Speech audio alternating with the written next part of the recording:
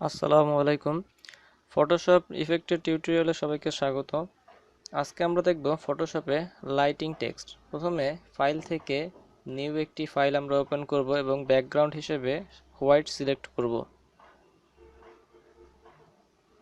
এবার আমরা টেক্সট টুলটি সিলেক্ট করে যে কোনো ফন্ট এবং সাইজ নিয়ে এবং অবশ্যই এটি কালো হতে হবে। এবার আমরা আমাদের টেক্সটটি লিখব।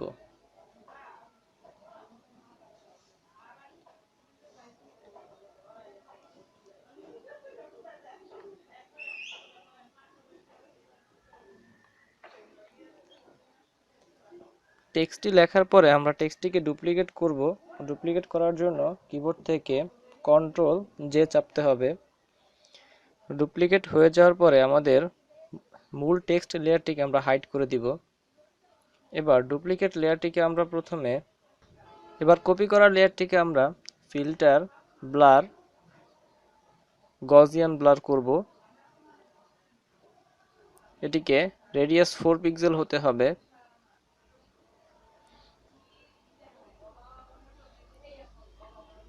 এবার কিবোর্ড থেকে শিফট F5 চেপে অথবা এডিট ফিল, হোয়াইট মোড থাকবে মাল্টিপ্লাই এবং অপাসিটি 100%, ওকে দিতে হবে।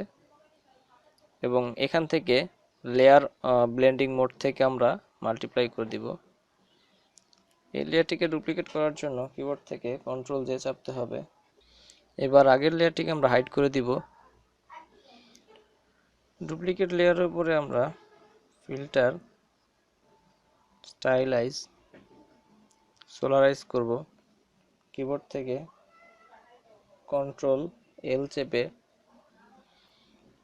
এই অপশনটি আমরা 126 দিয়ে দিব এবং ওকে দিব। এবার ফিল্টার থেকে আমরা ডিস্টর্ট, পোলার কোঅর্ডিনেট, পোলার টু রেক্ট্যাঙ্গুলার এই রেডিও বাটনটিতে ওকে দিয়ে এখান থেকে আমরা ওকে করব। এবার ইমেজ রোটেশন 90 ডিগ্রি ক্লকওয়াইজ। এবার ইনভার্ট সিলেকশন করার জন্য কিবোর্ড থেকে কন্ট্রোল আই চাপতে হবে। ফিল্টার, স্টাইলাইজ, উইন্ড, ওকে দিয়ে কিবোর্ড থেকে 3 বার কন্ট্রোল এফ চাপতে হবে। আবার কিবোর্ড থেকে কন্ট্রোল আই দিয়ে আবার 3 বার কন্ট্রোল এফ চাপতে হবে।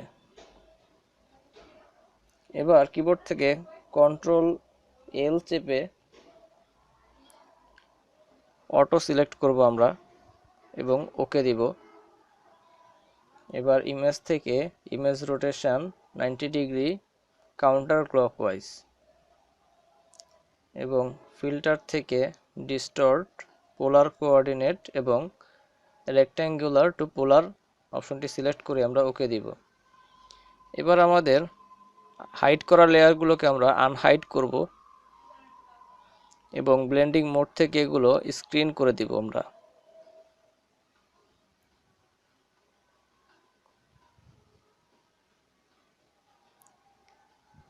এবার নতুন একটি লেয়ার নিয়ে আমরা সেটিকে ব্লেন্ডিং মোড থেকে আমরা কালার সিলেক্ট করব।